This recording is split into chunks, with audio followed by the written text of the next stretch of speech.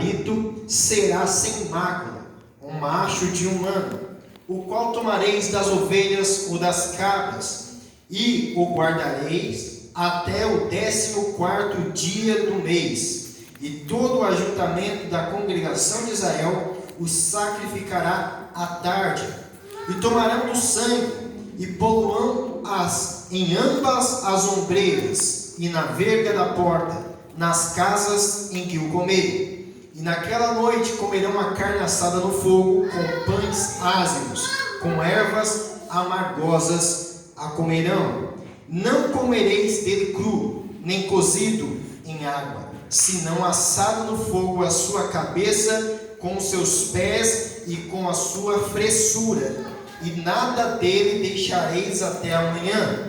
Mas o que dele ficar até amanhã, queimareis no fogo. Assim, pois, comereis os vossos lombos cingidos, os vossos sapatos nos pés e o vosso cajado na mão, e os comereis apressadamente. Essa é a Páscoa do Senhor. E diz assim no versículo 13: e aquele sangue vos será por sinal nas casas em que estiverdes. Vendo eu o sangue, passarei por cima de vós, e não haverá entre vós praga de mortandade, quando eu ferir a terra do Egito. Podei-vos assentar. Aleluia!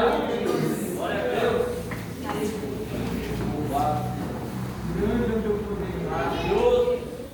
Irmãos amados, aqui em Êxodo, capítulo de número 12, é um cenário logo após as 9 pragas enviadas ao Egito. Ali estava Moisés, juntamente com seu irmão Arão, falando perante o faraó do Egito, pedindo para que libertasse o povo de Israel. Ora, a 10ª praga seria a pior de todas as pragas.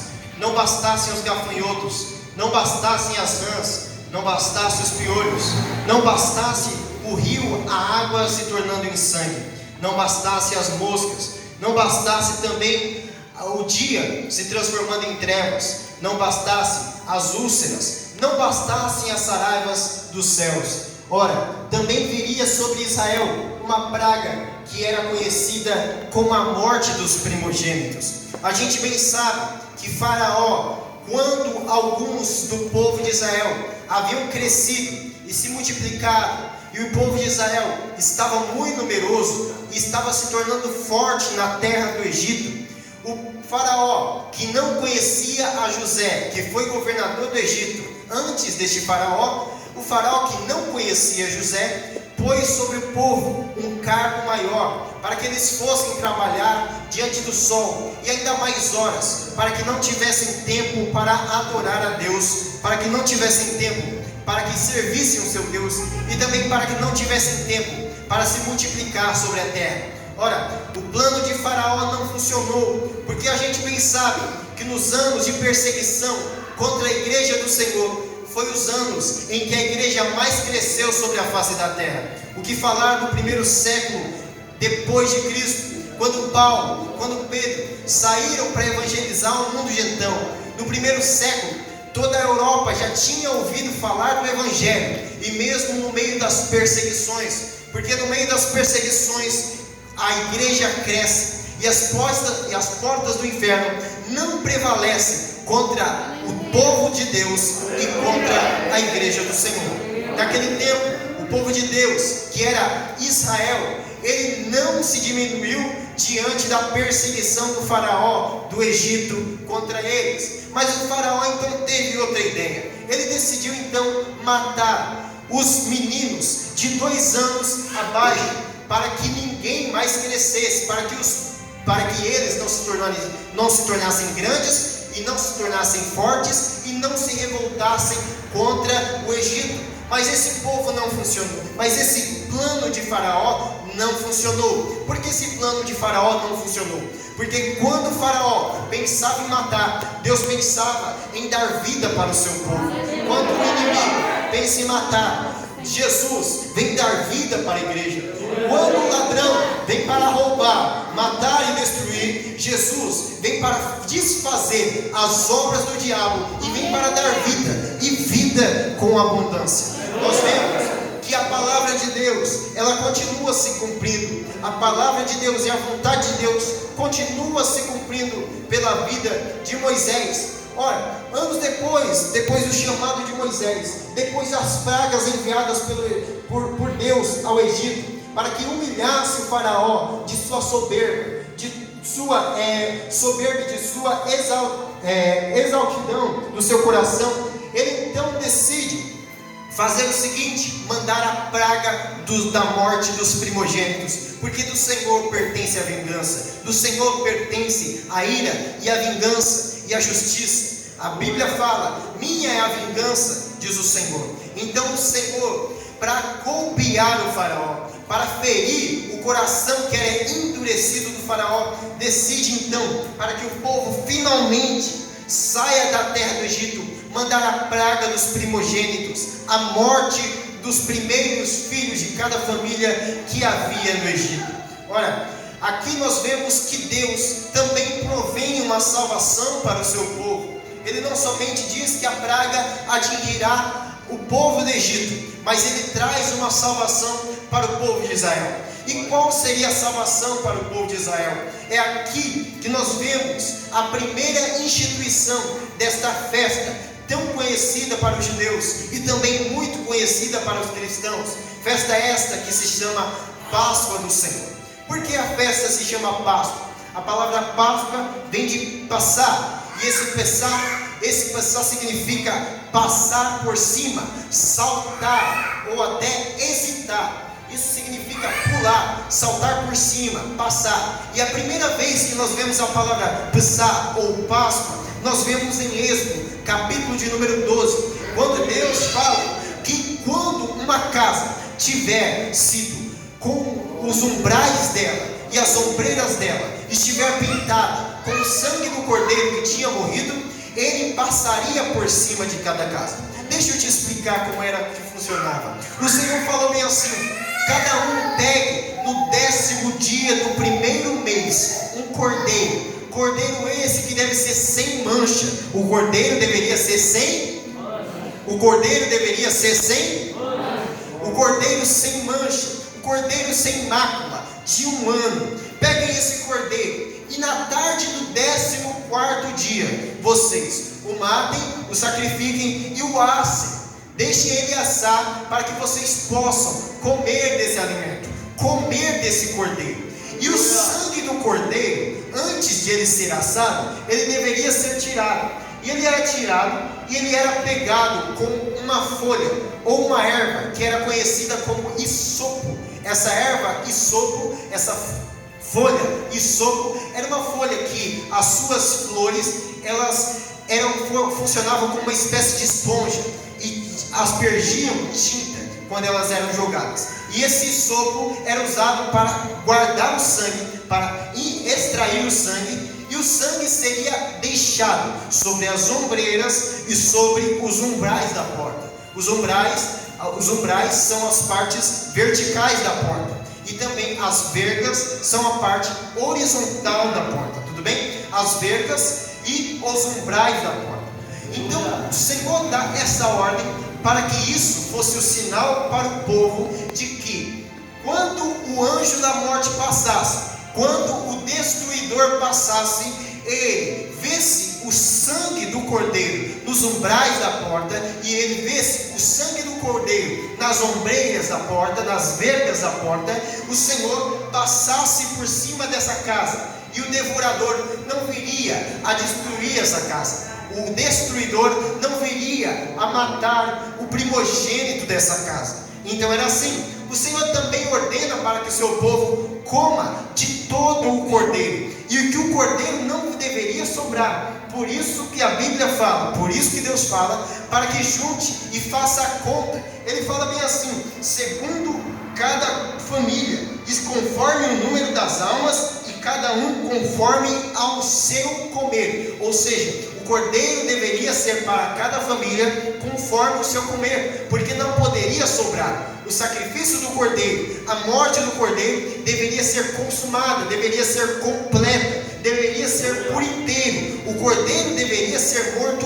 por inteiro, deveria ser alimentado por inteiro. Então nós vemos aqui que o Senhor não deixa sobrar esse sacrifício do cordeiro. Ora, o sangue do cordeiro foi usado sobre os umbrais, sobre as ombreiras, sobre as vergas da porta. A carne do cordeiro, quanto as mãos, as pés e as fressuras, que são fressuras? São as gorduras do cordeiro, deveriam ser alimentadas pelos que estavam à mesa para comer, e não deveria sobrar. Imagina, uma família pequena, de 3 pessoas, como a minha família, ela deveria se juntar com outras famílias, com outra família, para que pudesse dar o número certo daquele cordeiro, porque o cordeiro deveria ser consumido por completo, deveria ser comido, alimentado por completo. Então nós vemos aqui que o cordeiro deveria ser consumido por completo, e aquilo que sobrasse, caso sobrasse alguma coisa, o Senhor fala que o que sobrasse seria queimado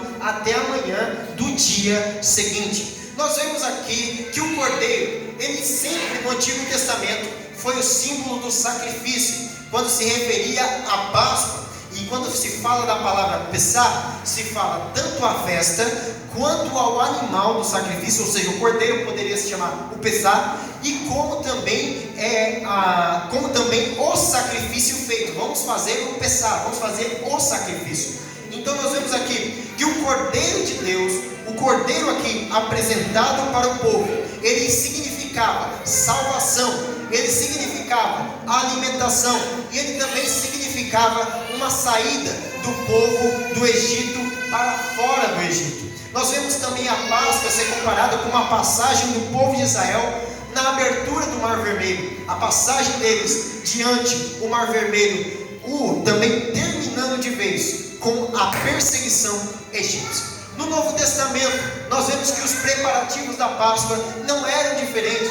No Novo Testamento, ao 10º dia de cada mês, o cordeiro era pego e eram comprados os cordeiros nos templos e eram preparados já para o sacrifício. Cordeiro sem mancha, cordeiro sem mácula, cordeiro sem mancha, cordeiro de 1 ano, era preparado para o sacrifício. Nós vemos também que no 14º dia, eles preparavam então o sacrifício, eles preparavam para assar o cordeiro, e todos ficavam em sua casa, eles limpavam todos os utensílios da casa, os cemitérios e todos os sepulcros eram caiados. Quando a Bíblia fala sobre sepulcro caiado, o que é um sepulcro caiado? Quando Jesus se refere aos fariseus como sepulcro caiado, ele se refere que os sepulcros, eles eram enfeitados de cal. Por que os sepulcros eram caiados? Para que no meio de uma multidão de pessoas, porque pessoas se reuniam de várias partes do mundo para comemorar a Páscoa em Jerusalém, para comemorar a Páscoa em Israel,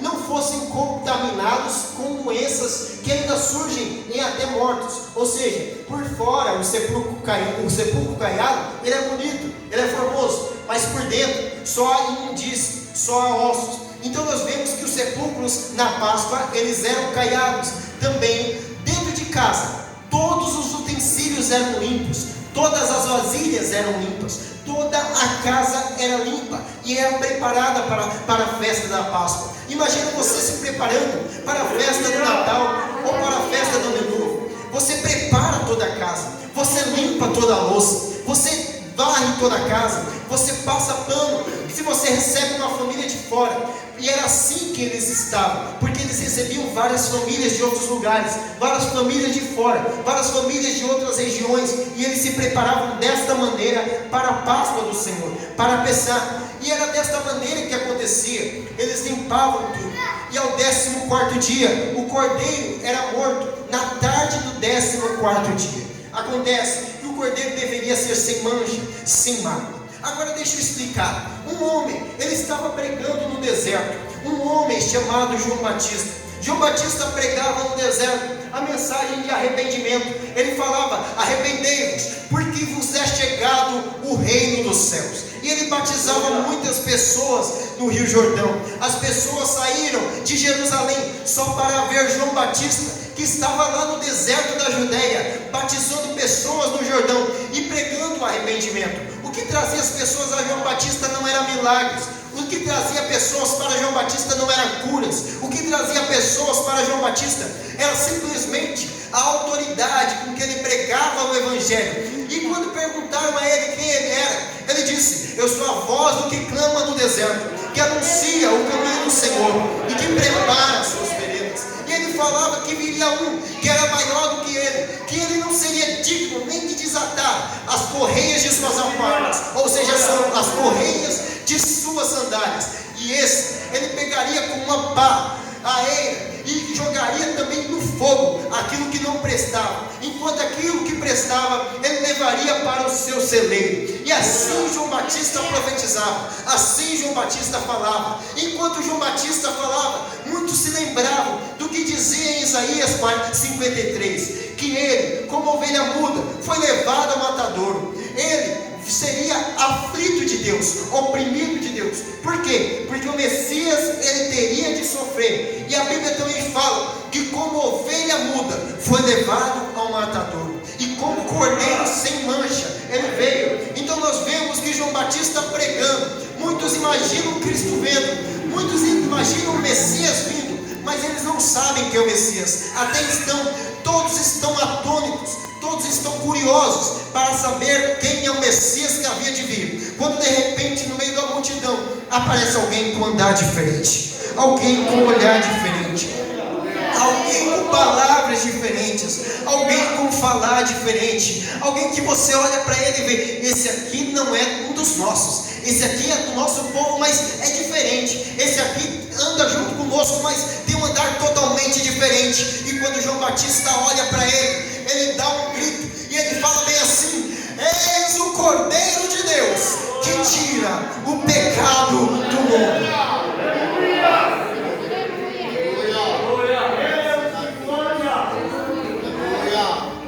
Eis o Cordeiro de Deus que tira o pecado do mundo. Abraão, quando ele estava no Monte Moriá com o seu filho Isaac, o seu filho Isaac pergunta para ele: pai, aqui tem a lenha, pai, aqui tem o holocausto, mas cadê o sacrifício? Cadê o animal para o sacrifício? Cadê o cordeiro, pai? E o Abraão fala assim: Deus proverá para si o cordeiro. O que aparece depois que Deus provê não é o cordeiro, se eu não me engano, é o carneiro. Mas logo depois viria o Cristo, Jesus, Filho de Deus. Tempo depois ele viria como Cordeiro de Deus. A Bíblia diz que o Cordeiro, ele deveria ser sem mancha, ele deveria ser sem mácula. E a Bíblia fala em Isaías capítulo de número 53, que na sua boca não foi encontrado engano algum, e que ele não cometeu nenhuma injustiça, nenhum pecado. Não havia mancha sobre ele, não havia mácula sobre ele. Em Hebreus vai falar que Cristo é o sumo sacerdote perfeito de nossas vidas. Ele era perfeito, nele não havia mácula, nele não havia mancha, nele não havia pecado. Então ele era Cordeiro perfeito para a Páscoa desde então. Nós vemos também que o cordeiro, ele deveria ser um sacrifício por inteiro, um sacrifício completo, ou seja, tudo dele deveria ser consumido. A Bíblia vai falar que Jesus é levado perante Pilatos, e quando Jesus é levado perante Pilatos, ele fica te perguntando: por que você não fala alguma coisa? Você sabe que eu tenho poder para tirar você daqui, para te dar liberdade, tanto poder para te soltar, quanto poder para te prender ou te matar. E Jesus fala bem assim: nenhum poder você tem, se do céu não te fosse concedido. Aquele poder que você tem, foi eu que dei para você, foi o céu que deu para você, foi Deus que deu para você. Olha, ali Pilatos, diante deles, ele vai levar, e segundo o costume de Pilatos, era apresentar dois prisioneiros e perguntar qual deles a multidão queria que soltasse. Era Barrabás ou era Jesus Cristo naquele momento? A multidão gritou: solta Barrabás, enquanto é Jesus. E o que eu faço? E a multidão falou: crucificam. Então Pilatos, ele diz bem assim: mas eu não vejo injustiça alguma, eu não vejo engano algum nesse homem, eu não vejo coisa alguma que ele cometeu. Então Pilatos, ele vai o levar para ser açoitado, para ser chicoteado, e ele dá uma quarentena de açoites. Uma quarentena de açoites é 40 açoites, e nesses açoites havia um chicote romano, O chicote romano havia 3 pontas normalmente, e cada uma dessas pontas havia pedaço de chumbo ou pedaço de ossos, e quando esse chicote era batido contra o corpo do prisioneiro, contra o corpo daquele culpado, ou que Jesus não era culpado, mas era inocente, mas perante a multidão, ele foi culpado diante da multidão, como foi falado aqui, também pela cruz, ele foi considerado maldito perante os homens, porque ele morreu em morte de cruz, e ali estava ele, que foi oprimido, aflito de Deus, e ali nós vemos eles jogando aquele chicote contra as costas de Jesus, contra as pernas de Jesus, contra o corpo de Jesus, e aquele chicote, quando os pedaços de ossos batiam na carne, eles, ao serem tirados, eles tiravam pedaços de pele das suas costas, pedaços de pele do seu corpo, pedaços de pele saíam, e o sangue começava a sair, e logo depois, os ossos internos já estariam sendo amostras, e sangue e uma hemorragia interna começava a se difundir no corpo de Jesus. Só via-se sangue sobre as costas de Jesus. A sua costa foi consumida, seu corpo estava sendo consumido. Quando Jesus vai para a cruz, ele sustenta aquela cruz que poderia pesar até 50 quilos. E ele vai até aquela cruz andando, e depois sua mão é pregada, a sua mão esquerda ela é pregada, a sua mão direita ela é pregada, e os seus pés eles também são pregados na cruz. Olha, a Bíblia vai falar que não comereis dele cru, nem cozido em água, senão assado no fogo, a sua cabeça com os seus pés e com a sua fressura. O sacrifício do Cordeiro no Antigo Testamento, ele deveria ser completo na Páscoa, e a gente vê Jesus, as suas mãos sendo feridas, os seus pés sendo feridos, as suas costas, a sua fressura sendo ferida, e a cabeça de Jesus, a Bíblia vai falar que eles colocam sobre a cabeça do Cordeiro uma coroa de espinhos, e também dão pauladas sobre ele, e começam a zombar dele, e começam a bater na cabeça dele. A sua cabeça era ferida, o seu corpo era ferido, as suas mãos eram feridas, os seus pés eram feridos, eram consumidos, e ali na cruz do Calvário, o Cordeiro diz, para completar a profecia, está completo, está consumado, o sacrifício está feito, aqui não resta mais nada, a fressura já foi, as mãos já foi, os pés já foram, está consumado.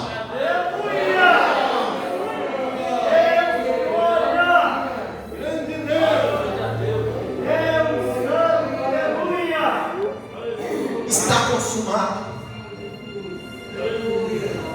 O sangue do Cordeiro era também extraído para que passasse na verga e nos umbrais da porta. As vergas eram as partes horizontais, e os umbrais eram as ombreiras eram as partes verticais da porta. E na cruz do Calvário, a cruz ela tem 4 lados, em cima, embaixo, de um lado e de outro. A gente vê um travessão horizontal e uma parte vertical. Sobre os 4 lados da cruz, nós vemos o sangue de Cristo. A sua mão direita pregada em um lado da cruz, a sua mão esquerda pregada em outro lado. O sangue caía sobre a mão esquerda e sobre a cruz no lado esquerdo. A sua mão direita pregada, o sangue caía sobre o lado direito da cruz. Os seus pés pregados sobre a cruz, o sangue caía sobre a parte de baixo da cruz. A sua coroa de espinhos na cabeça, a qual o sangue também caía, o sangue caía sobre a parte de cima da cruz. A parte vertical da cruz é tomada por sangue, e a parte horizontal da cruz também é tomada por sangue. O sangue do Cordeiro ali estaria aspergido sobre as ombreiras e sobre as vergas da porta, porque o que Deus faz, o que Deus pede, e aquilo que Deus faz, aquilo que Deus promete é cumprido. O Cordeiro ele fez o seu sacrifício completo. Seria a esponja seria o próprio corpo de Cristo, que pintaria os lados da cruz do Calvário. Glória a Deus.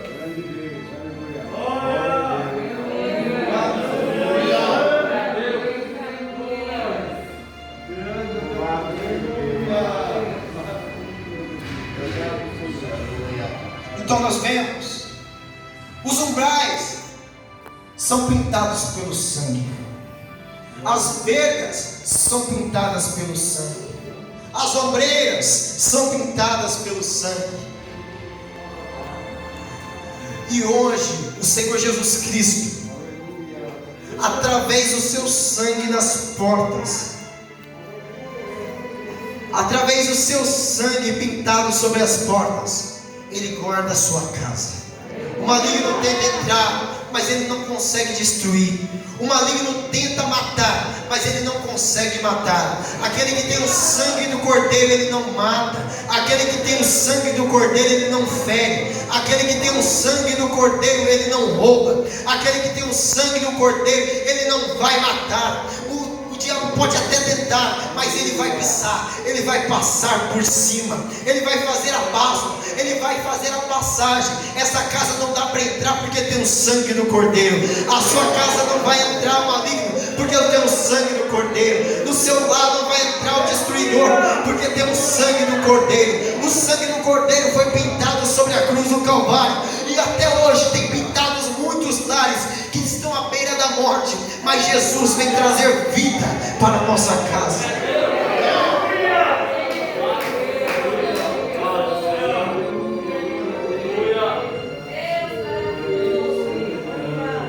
Embora o Cordeiro ele tenha sido morto,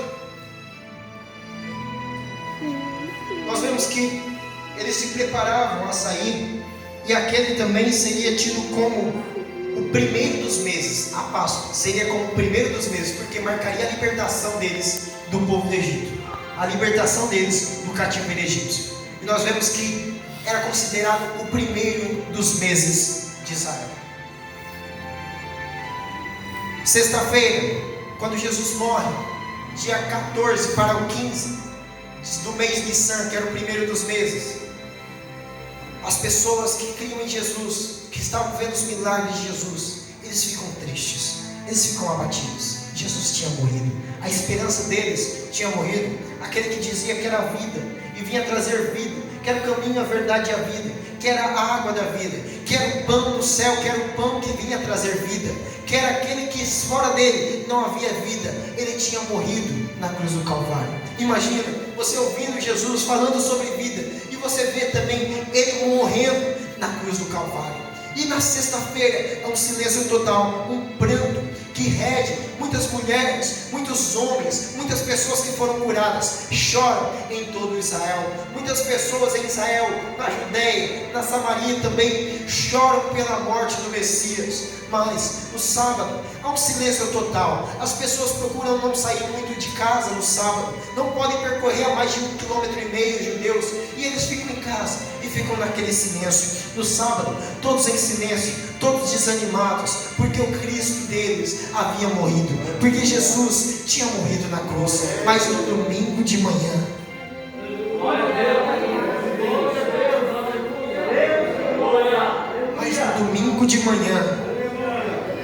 a Bíblia vai falar que as mulheres vão ao túmulo para perfumar o corpo de Jesus. E quando chegam lá, Maria vai se deparar com um túmulo vazio. Ela vê um jardineiro e ela pergunta: você viu meu mestre? Você viu meu Senhor? Glória a Deus.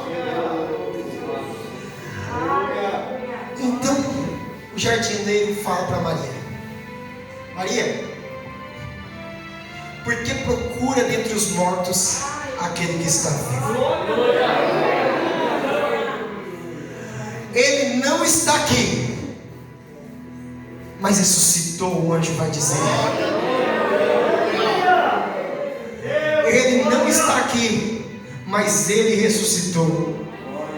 E Jesus ressuscitou para que nós um dia possamos também desfrutar da ressurreição com Ele. Porque sem a ressurreição de Cristo, o Evangelho não é Evangelho. Sem a ressurreição de Cristo, não há cristianismo. Sem a ressurreição de Cristo, não há por que estarmos aqui. Se não há ressurreição, não há por que nós cremos que nessa vida haverá algo além dela. Não ama porque nós cremos. Paulo vai dizer: se nós acreditarmos que a nossa esperança for somente nessa vida, somos os mais miseráveis dos homens. Mas o próprio Paulo também vai continuar dizendo: e quando aquilo que é corruptível se revestir de incorruptibilidade, e aquilo que é mortal se revestir de imortalidade, cumprir-se-á a palavra que se foi dita: tragada foi a morte pela vitória.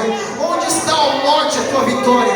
Onde está o inferno, o teu aguilhão? Porque o aguilhão da morte é o pecado, e a força do pecado está na lei. Mas graças a Deus que nos dá vitória por intermédio